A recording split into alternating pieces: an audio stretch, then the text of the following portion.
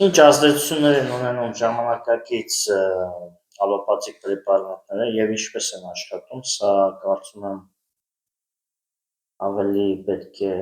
բացահայտ ասվի սրա մասին եւ շատ պացիենտների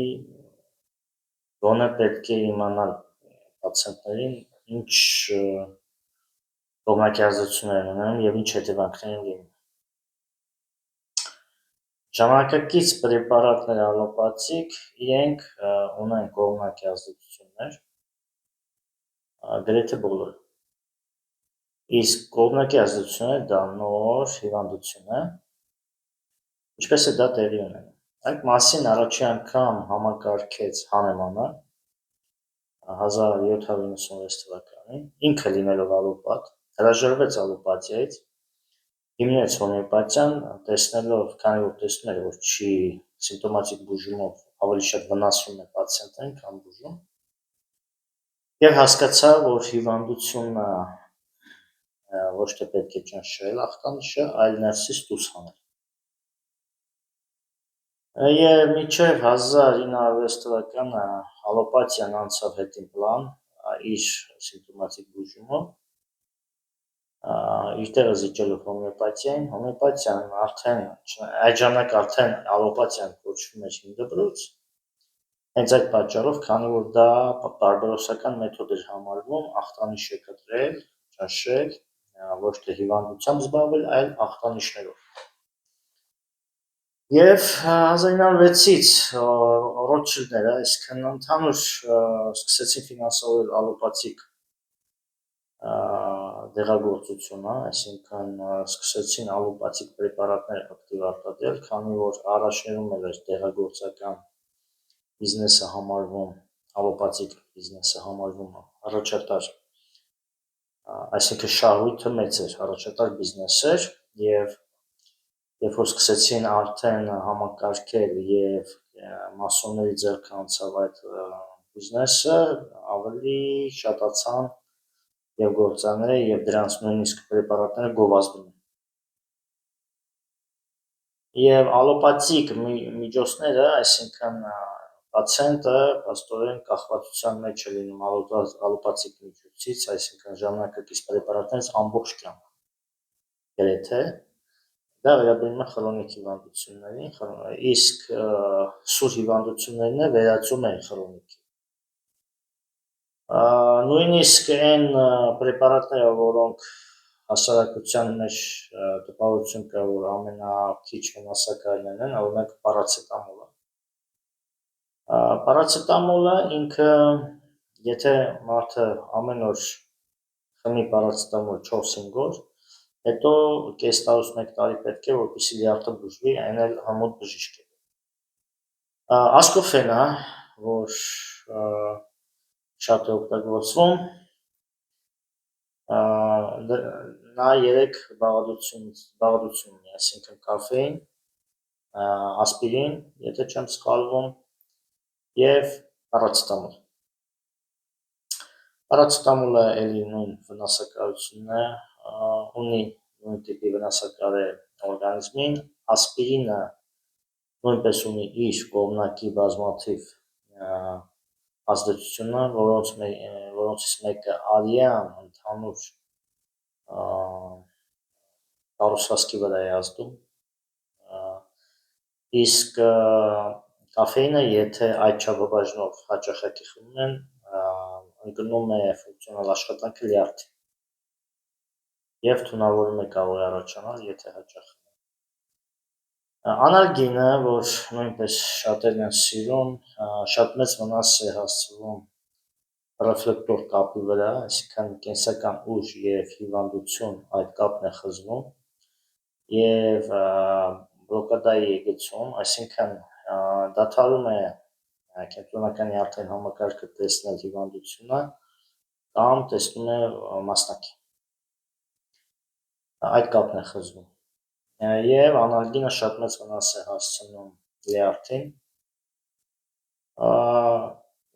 էլ չեմ ասում այլ պրեպարատներ, հակաբիոտիկներ, որոնք ընդհանրապես հակաբիոտիկները երկրներ կա, ընդհանրապես արգելված են եւ հակաբիոտիկը խմելը կամ ներարկելը դա հազվադեպ է պետք անել, այսինքն եթե այլ երկ չկա, այն էլ շատ քիչ, այսինքն մեկ անգամ, երկու անգամ մինչև հիվանդությունը գտնվի դուրս հանվի, դա շատ բարդ վիճակների ժամանակ, բայց մեծ մասամբ հակաբիոտիկներ չեն պահանջում։ Եվ հակաբիոտիկները կարող են խրոնիկի վերածել սուր հիվանդությունը մեծ մասամբ, եւ նույն ջերմիչեցնողներն են վերածում սուր հիվանդությունը խրոնիկի, եթե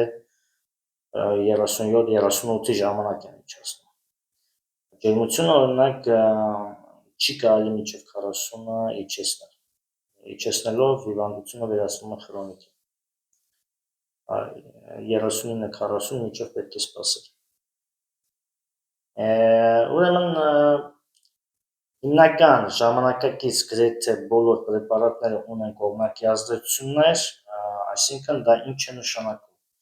Նոր հիվանդություն, այսինքն ճնշում է նախկին հիվանդության ախտանիշները եւ ի հայտ է գալիս նոր հիվանդության ախտանիշները։ Եվ Հանեմանը բացահայտեց, որ եթե նոր հիվանդությունը կողմնակի ազդեցություններով երկար ժամանակ մնում է, այսինքն 5 տարի, 10 տարի, ապա ձուլվում է հին հիվանդության հետ, ախտանիշները արդեն գումարվում են իրար։ Եվ այդ դեպքում ավելի դժվար է ճանաչել հիվանդությունը, սա է պատճառը, որ ինքնաբուժությամբ զբաղվողների եւ տարբեր տեսակի պրեպարատների սիրահարներին ավելի դժվար է բժշկել, քան այն մարդկանց, ովքեր իրենց հեռու են պահել այդ թունավոր պրեպարատներից։ Նոր ախտանիշները, այսինքն կողմնակի ազդեցությունները նոր, դա նոր հիվանդություն է, եւ մեծ մասամբ պրեպարատները ունենում են 5-10 կողմնակի ազդեցությունը, դա շատ քիչ պրեպարատներ, մեծ մասամբ 10-ից ավել են, 20, 30, 40, նույնիսկ կան պրեպարատներ 50, հորմոնների դեպքում էլ, եթե ընդունում են նույնպես այնտեղ շատ կողմնակի ազդեցություններ կան, եւ նույնը վերաբերվում է պատվաստմանը, որովհետեւ պատվաստելուց հետո էլ շատ բարդություններ են առաջանում, եւ փորձ ցույց է տվել, օրինակ կավիդի դեմ պատվաստված մարդուն 3 տարեկան իրամոտ ավելի շատ խրոնիկ հիվանդություն են առաջանում, քան այն մարդու, ով բնական ճանապարհով է հիվանդացել բուժվել։ Այսինքն եւ երեխաներին լինում է, որ պատվաստում են եւ տարբեր տեսակի խրոնիկ ասթմա է առաջանում, լորձաթաղանթների խրոնիկ բորբոքում, այդ ինչ են պատվաստել, ինչ հիվանդության դեմ, ընդհուպ էպիլեպսիա կարող է առաջանալ պատվաստելուց հետո եւ տարբեր տեսակի բարդ հիվանդություն, կարող է ոտքը քաշ տալ ամբողջ կյանքում եւ այլն։ Հիմնականում եթե այն միտքը ավելի ճիշտ, որ ասում է, թե չկա դեղորայք առանց կողմնակի ազդեցությունների եւ դրանով արդարացում է ժամանակակից պրեպարատները, դա մինիմում մոլորություն է, որովհետեւ կան այդպիսի պրեպարատներ, դրանցից են հոմեոպաթիկ միջոցները եւ բնական միջոցներից շատերը, օրինակ բուսաբուժության մեջ, եթե ճիշտ է օգտագործվում, այսինքն նորից բուժումը սիմպտոմատիկ ձևով չի տարվում, բայց հոմեոպաթիկ միջոցները իրենք չեն ունենում, որպես կանոն չեն ունենում կողմնակի ազդեցություններ։ Այժմ ինչի է այդպես հասկանանք, որովհետև ուղղությունը փոխվել է, այսինքն ախտանիշն է ճնշվում։ Այժմ առաջին պլան չի դրվում հիվանդությունը բուժել, այսինքն հիվանդը բուժել։ Հիմա առաջնահերթություն է տրվում սիմպտոմը, ախտանիշը ճնշել, ախտանիշ չկա, վերջ։ Շաքարը նույն ձև, օրինակ շաքարը իջեցնող հաբերը մեծ մասամբ ինչպես են աշխատում, դա խոսքս վերաբերում է շաքարային դիաբետի երկրորդ տիպը։ Բլոկադայի մեջ են գցում լյարդի աշխատանքը եւ որոշ ֆերմենտների աշխատանքը։ Այսինքն շաքարը իջնում է արհեստականորեն, բայց օրգանիզմը գլյուկոզայի սովը օրգանիզմում ավելի է մեծանում, այսինքն հիվանդությունը ավելի է բարդանում, քանի որ որոշ դեպքերում շաքարային դիաբետի արհեստականորեն երբ որ բարձրանում է գլյուկոզը քանակը, որոշ բջիջներ կարողանում են արդեն յուրացնել։ Եվ ուրեմն փաստորեն իջեցնում են այդ օրը խմեց հաբը շաքարը իջավ, շաքար չկա, վերջ, հարցը լուծված է։ Մինչև հաջորդ օր։ Հաջորդ օրն է խմեք, հարցը լուծված է։ Այսպես եւ գալիս է մի պահ, որ արդեն երկու չափաբաժին է նշանակում, հետո գալիս է մի պահ, որ պրեպարատը այլ չի աշխատում, փոխվում են մեկ ուրիշ ուժեղ պրեպարատի հետ, եւ գալիս է մի պահ, որ դա էլ չի օգնում եւ ասում են ներարկեք ինսուլին։ Ահա մեթոդոլոգիան, ժամանակակից պրեպարատների ազդեցությունը, իսկ Հանեմանի սկսած եւ չնայած Հիպոկրատի ժամանակներում է կար Պարացիասի ժամանակներում, որ առաջին հիմքը դրվում էր, այսինքն առաջի պլանը դա հիվանդին բուժելն է, ոչ թե ախտանշով տարվելը։ Եվ եթե հիվանդությունը բուժվում է, ախտանիշը անհետանում է։ Այդ մասին եւ Պարացիասն է շատ բաներ խոսացել եւ Հիպոկրատը, Գրիգոր Տաթևացին է այդ մասին հաշվել։ Եվ շատ իմաստուն մարդիկ, ովքեր մարդկանց հիվանդություններով անհանգստացած էին, այսինքն ցանկանում են բժշկել։ Այժմ փոխվել է, թուղթ կա վիրահատել։ Ոչ մեկին գրեթե չի հետաքրքրում, որ ինչի է թուղթ կա, այսինքն եթե արտաքին է, արտափքում է անոթի, ինչից է առաջացել, այսինքն արյան ներոսկ, լյարդի հիվանդությունից է, թե անոթների էլաստիկության պակասից է, այսինքն հիվանդ են անոթի պատերն են թույլ, կարող են ինֆեկցիոն ինչ-որ հիվանդություններ լինել, լորձը թանքների հետ կապված, կարող է փոքր կոնքի հիվանդություններ լինել, այսինքն ախտանիշը ճնշվեց, վիրահատվեց, արտափքումը չկա, մինչև հաջորդ արտափքում, որովհետև սովորաբար սիմպտոմատիկ բուժումը երկար չի տևում, որ տարեկետում է տալիս։ Նույնը ճնշումը, հաբը խմեք ամեն օր, ճնշումը չեք ունենա, կգա մի օր, որ արդեն այդ հաբը չի օգնում, նշանակում է նույնիսկ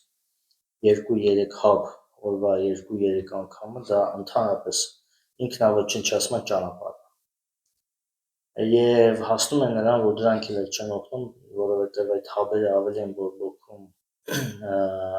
երիկամները եւ լյարդը, եւ ճնշումը ինքնաբերաբար ավելի պետք է բարձրանա։ Եվ այսպես շարունակ, եւ կողմնակի ազդեցությունն պացիենտը կողմը պետք է իմանա, որ դա նոր հիվանդություն է եւ ամեն պրեպարատի տուփի մեջ լինում են կողմնակի ազդեցությունները եւ նույնը կա ինտերնետում։ Նշեմ նաեւ, այսինքն պացիենտը կարող հանգիստ գտնի, նշեմ նաեւ, որ այն կողմնակի ազդեցությունը, որոնք թղթերում գրում են իրենք, դա ամբողջ չի։ Այսինքն հիմնականներն են գրում, բայց իրական կողմնակի ազդեցությունը ավելի շատ է։ Օրգանիզմը տեսնելով, այսինքն միշտ օրգանիզմը տեսնում է ավելի բարդ հիվանդությունը, ավելի ուժեղը։ Դրա համար ախտանիշը ճնշվեց, եկավ նորի ախտանիշները, ու որպես կանոն նորի ախտանիշները մեծ մասամբ միանգամից չեն լինում ժամանակի ընթացքում, երբ որ հիվանդությունը ապրում է, վերածվում է խրոնիկի, շատ խրոնիկ հիվանդություններ նախնական ստադիայում չեն զգում եւ սկսում է այդ հիվանդությունը իրեն ցույց տալ կամ վերջի ստադիայում կամ երբ որ ավելի բարդանում։ Առողջ եղեք։